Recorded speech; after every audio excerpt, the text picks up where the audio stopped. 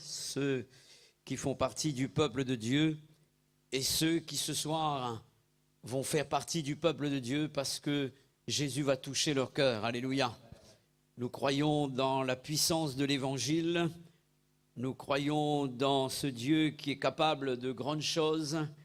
Pour ceux qui étaient présents pour la fête de l'Évangile, nous avons entendu en cette soirée de beaux témoignages de la puissance de Dieu lorsqu'elle est manifestée dans un corps, dans une vie.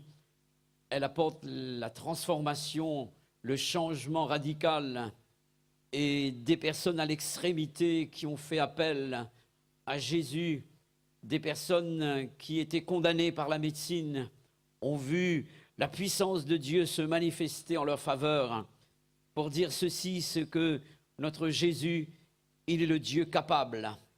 Il est capable d'intervenir pour quelles que soient les situations. Et c'est avec raison que ce soir encore, nous voulons placer toute notre confiance en lui, en sa parole, croyant que dans ce lieu, il va encore se manifester. Alléluia. J'aimerais sans plus tarder ouvrir la Bible avec vous dans l'Évangile selon Jean au chapitre 6. Nous lirons du verset 5 jusqu'au verset 13. Jean chapitre 6, du verset 5 jusqu'au verset 13.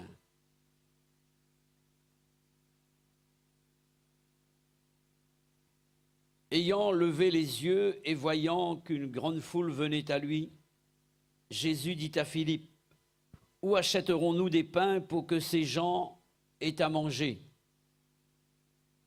Il disait cela pour l'éprouver, car il savait ce qu'il allait faire.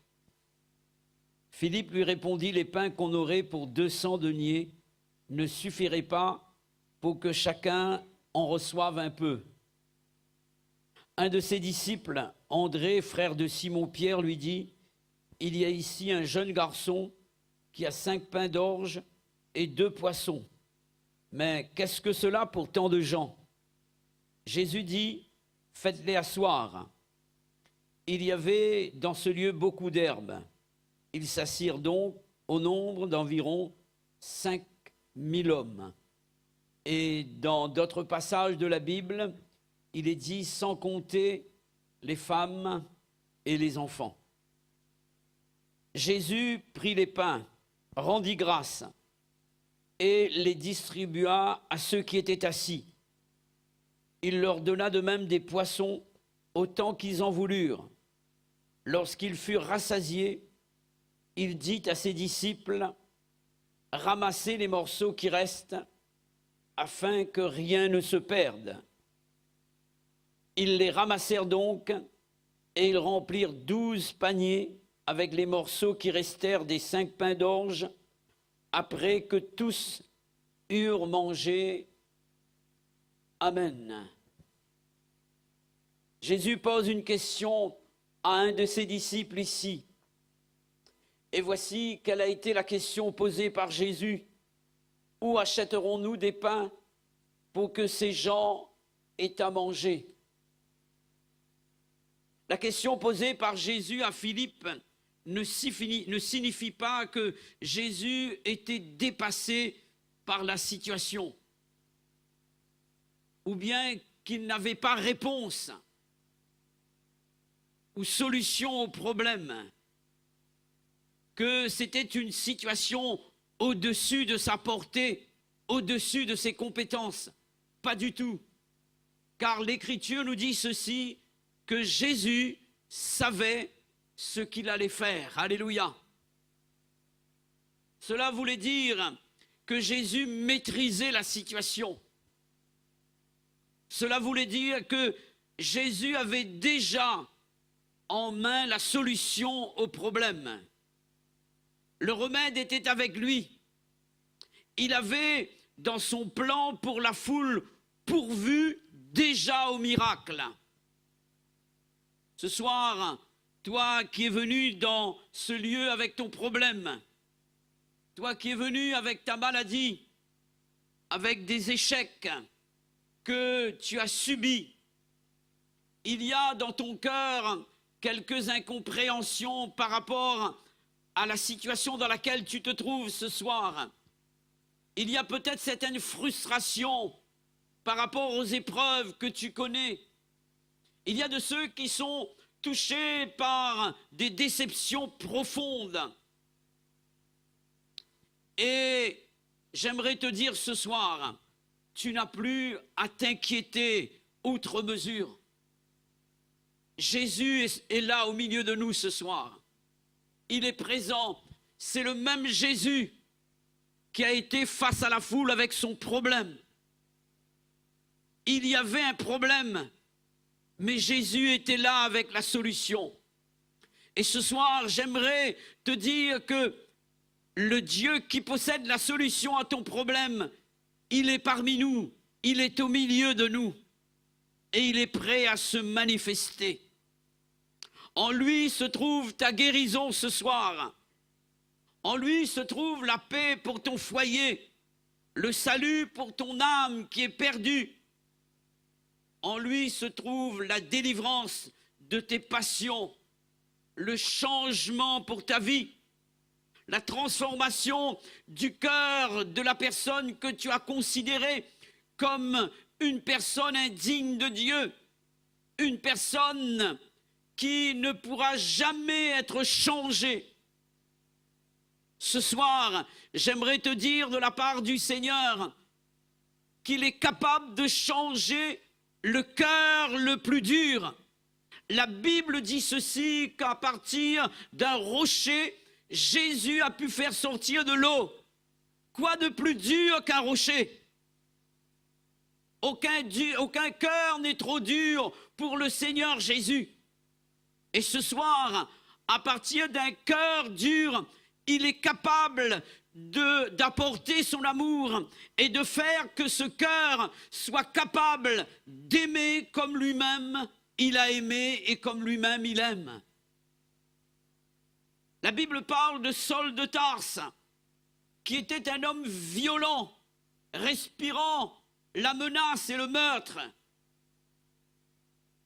C'était un homme qui avait jeté en prison les chrétiens de l'époque.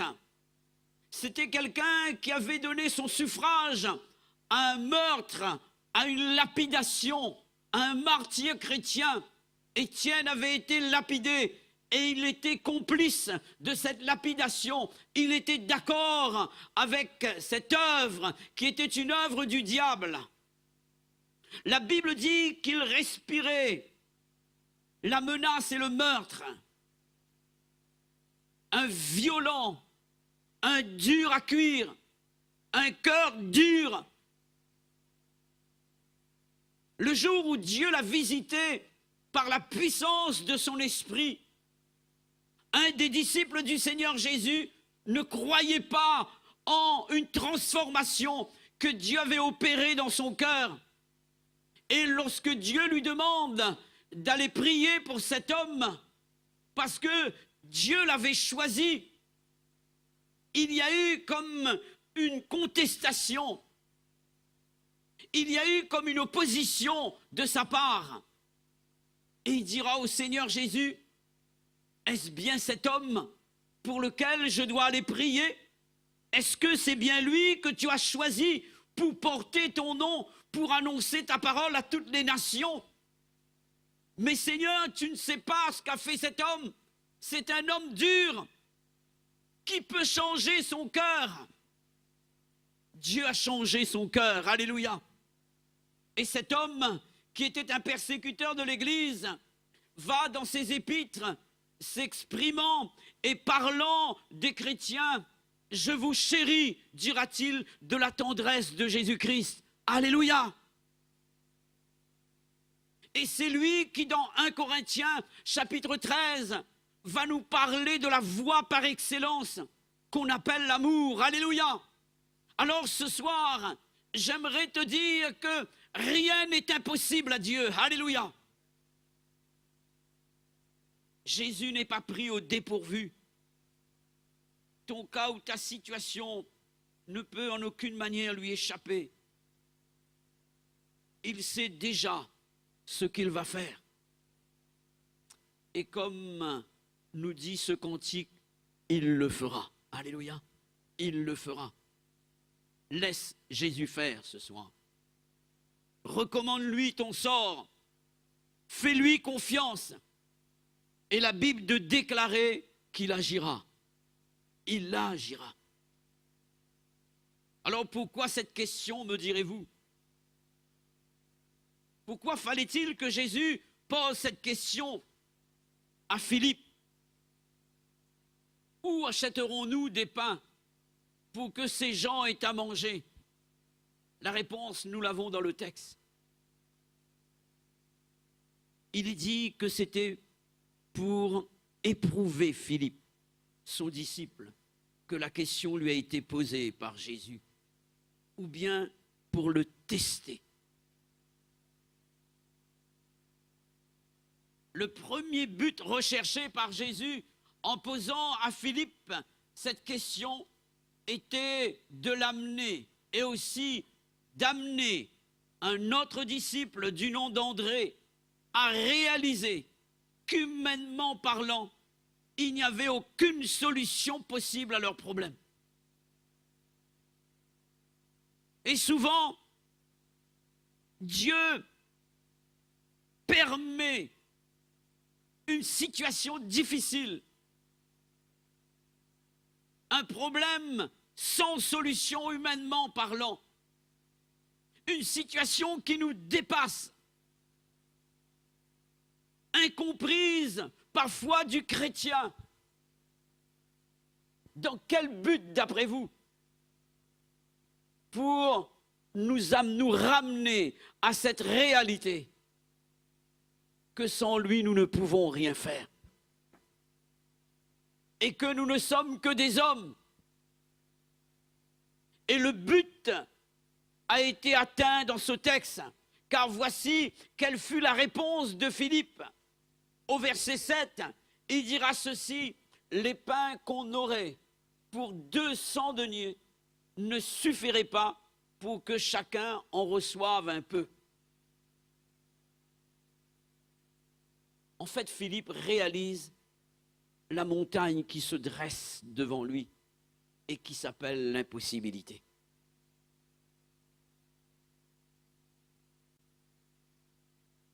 Ce soir, peut-être qu'au milieu de nous, il y a cette pensée qui envahit le cœur de certains. Et ce mot est gravé dans votre cœur. Impossible. Impossible. Impossible que la situation change. Impossible que le problème soit solutionné. Impossible que je sois guéri. Impossible que ce cœur soit transformé.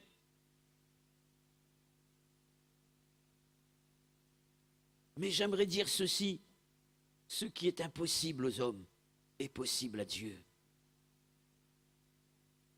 Non seulement que Philippe reconnaît l'impossibilité devant laquelle il se trouve, mais André également en est pleinement convaincu. Voici ce qu'André dira du verset 8 au verset 9. Il est dit: un des disciples, André, frère de Simon-Pierre, lui dit: il y a ici un jeune garçon qui a 5 pains d'orge et 2 poissons. Mais qu'est-ce que cela pour tant de gens? C'est vrai qu'il y a 5 pains d'orge et 2 poissons. Mais par rapport à cette foule immense, composée de 15 000 personnes environ, que peut-on faire avec ces 5 pains et ces 2 poissons? Et toi aussi ce soir, tu dois le reconnaître. Les questions qui sont là dans ton cœur et qui peuvent se traduire par ces paroles: comment vais-je faire? Ces questions sont là justement pour t'amener à reconnaître ton impuissance, ton impossibilité, ton incapacité de t'en sortir, de faire face à la situation par tes propres moyens, par tes propres capacité ou par quelque autre moyen que ce soit. Et ce constat a pour objectif de t'amener à avoir recours à Jésus. Alléluia. Lorsqu'on a pied, on pense qu'on maîtrise la situation. Lorsqu'on maîtrise la situation, entre guillemets, on se croit maître de toutes choses. Et n'ayant pas besoin de Dieu ni de Jésus. Mais lorsque nous sommes face à cette réalité, que le problème est trop grand pour nous, que la situation nous dépasse, alors prendra naissance dans notre cœur, naîtra dans notre cœur cette aspiration, cette inspiration même. Parce que la Bible dit que Dieu a placé dans le cœur de l'homme la pensée de l'éternité. C'est-à-dire que quelque part, il y a un être suprême, quelqu'un de grand, quelqu'un d'au-dessus de la situation qui existe. Et Dieu a placé dans le cœur de tout homme cette pensée de l'existence de Dieu. En fait, nous parlons de personnes athées. Il n'y a pas de personnes athées en réalité. Car toutes les personnes croient dans l'existence d'un Dieu. Mais ils donnent un nom à leur Dieu. Ça peut être le sport, ça peut être l'idole, ça peut être, je ne sais pas, la chance. Mais dans le cœur de l'homme, il y a la pensée de l'éternité. Et ce soir, ce problème est là pour t'amener à te tourner vers Dieu.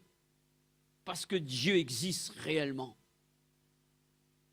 Et souvent, je le dis, et je le répète encore ce soir, si les démons ne s'étaient pas emparés de ma vie un jour, je n'aurais jamais cru en Dieu.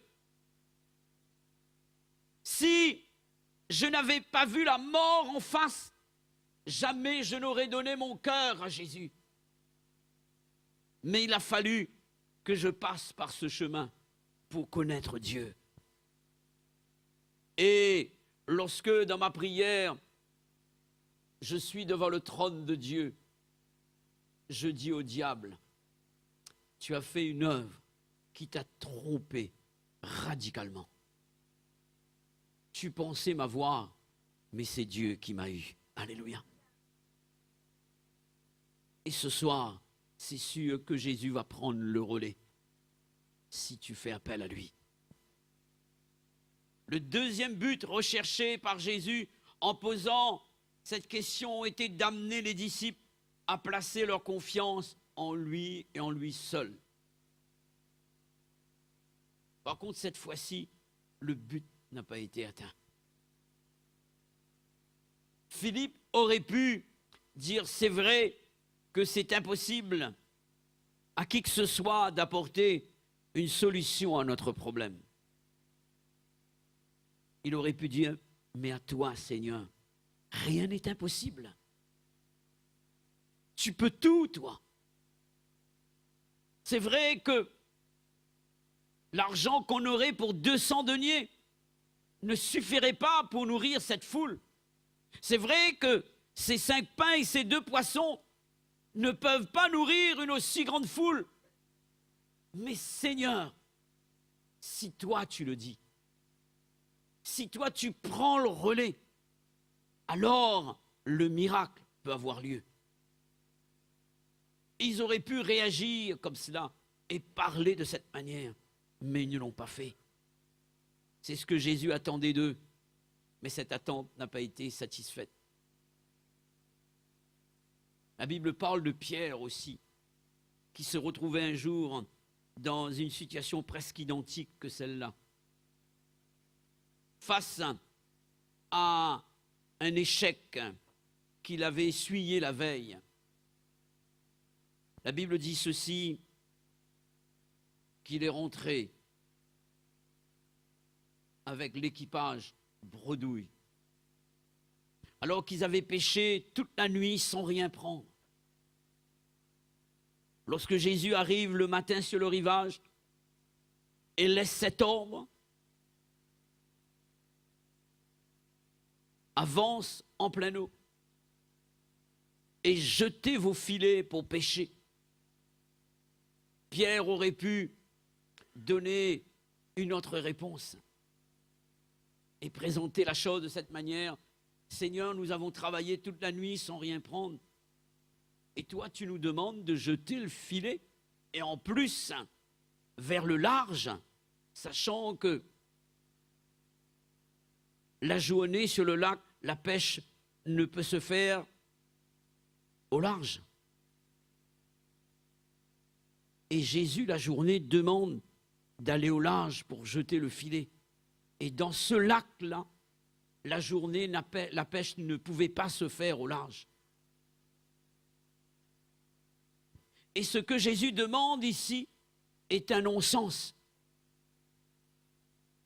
Et tout pêcheur de métier, tout professionnel de la pêche n'aurait jamais obéi à l'ordre du Seigneur Jésus. Parce que c'était un non-sens. Et souvent, la parole de Dieu semble être un non-sens pour nous. Ça s'oppose à notre logique. Ça s'oppose à notre pensée à nous, à notre raisonnement, à notre professionnalisme même. Car la Bible dit ceci, que les pensées de Dieu ne sont pas nos pensées et ses voies ne sont pas nos voies. Autant que les cieux sont élevés au-dessus de la terre, autant les pensées de Dieu et ses voies sont élevées au-dessus de nos pensées. Alors même si ce soir, la parole semble être pour toi un non-sens, contraire à ta logique, si tu crois dans cette parole, si tu fais agir ta foi, tu verras Dieu honorer sa parole. Alléluia. Car Dieu veille sur sa parole afin de l'exécuter. Pierre aurait pu parler de cette manière, mais différemment de Philippe et d'André. Pierre reconnaît que ce que Jésus demande est impossible. Mais il va ajouter un mais à son constat. C'est vrai que nous avons travaillé toute la nuit sans rien prendre. Mais toi, tu as dit, jette le filet. Ce n'est pas un homme qui s'est exprimé ici. Si ça aurait été la parole d'un homme, j'aurais douté. Mais là, il est question de Dieu. Et il réalise que devant lui, il n'y a pas un homme ordinaire. Il y a celui qui a dit que la lumière soit et la lumière fut. Celui qui ordonne et la chose arrive. Il réalise qu'en face de lui, il y a celui qui a créé le ciel, la terre, la mer et tout ce qui s'y trouve. Et réalisant quelle est la personne qui s'adresse à lui, qui est cet homme, il réalise que c'est Dieu qui parle. Alors il dit, mais sur ta parole, parce que ta parole est la vérité, parce que ta parole est la parole de Dieu, alors je jetterai le filet. Alléluia. C'est ce que Jésus attendait de Philippe et d'André. C'est impossible de nourrir cette foule de 15 000 personnes avec ce qu'on possède.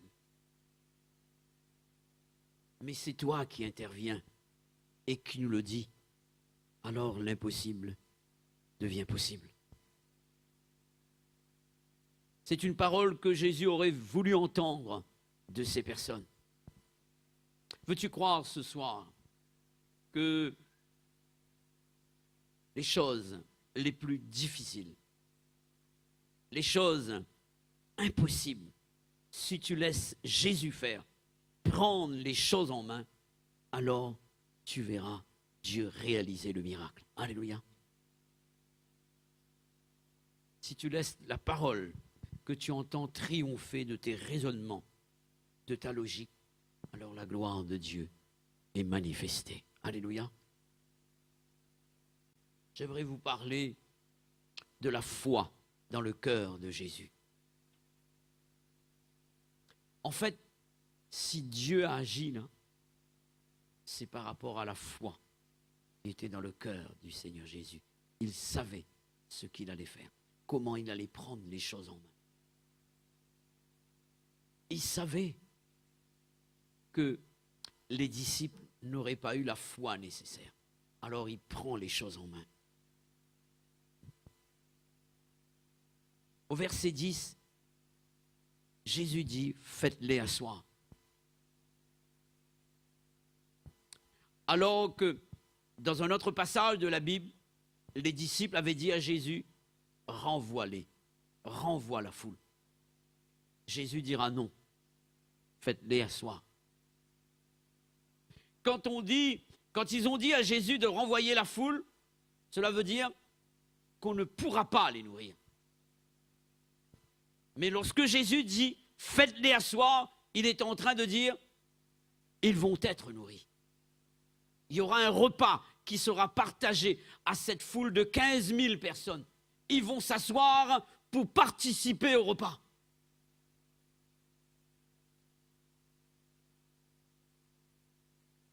Il est en train de dire « ces gens vont manger ». Alléluia. La Bible dit au verset 11, Jésus prit les pains. Et dans Marc, chapitre 6, verset 41, cette précision nous est apportée. Et levant les yeux vers le ciel, il rendit grâce. Après avoir regardé le visible, les 5 pains, les 2 poissons, la foule composée de 15 000 personnes, après avoir regardé le visible, et je dirais même l'impossible, Jésus va regarder vers l'invisible. Jésus va regarder vers la source de toutes les possibilités. Levant les yeux vers le ciel, il regarde vers qui, mes frères et sœurs? Il regarde vers son Père. Les regards du Seigneur Jésus vont traverser les cieux et vont atteindre le trône de Dieu. Pour dire ceci, mes frères et sœurs, ici-bas, nous pouvons voir le ciel par la foi.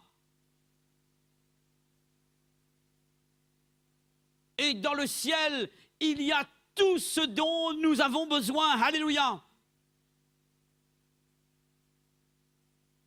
Vois le repas dans les lieux célestes. Il voit du pain en abondance. Et il voit des poissons en abondance. Chose que les disciples ne voyaient pas. La foi nous permet d'aller au-delà du visible. La foi nous fait monter dans le monde de l'invisible. Et les choses que les autres ne voient pas, celui qui croit, il les voit. Alléluia. Et c'est pourquoi dans la Bible, souvent cette question est posée au peuple de Dieu. Que vois-tu? Qu'est-ce que tu vois ce soir? Tout dépend de ta foi. Et la foi nous ouvre les yeux sur les réalités célestes, sur ce que Dieu est, sur ce que Dieu possède, sur ce que Dieu est capable de faire. Alléluia.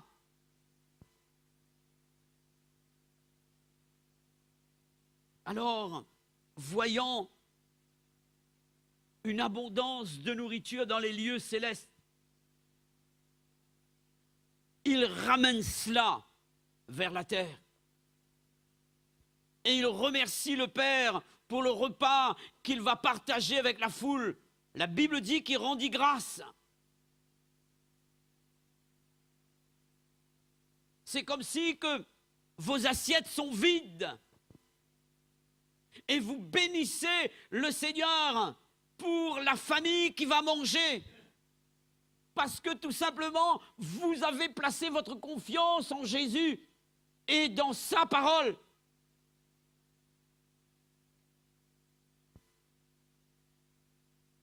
Et la Bible dit ceci, que Jésus va prendre les 5 pains et les 2 poissons et il va les distribuer à la foule.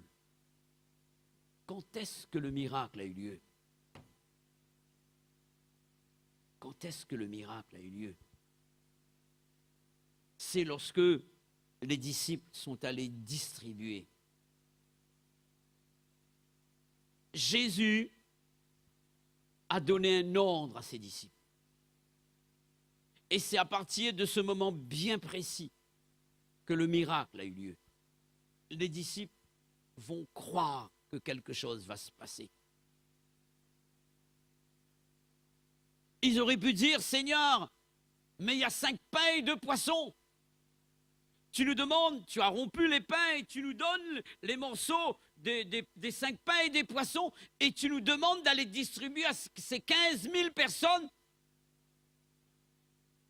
Là, la foi a pris naissance dans le cœur des disciples.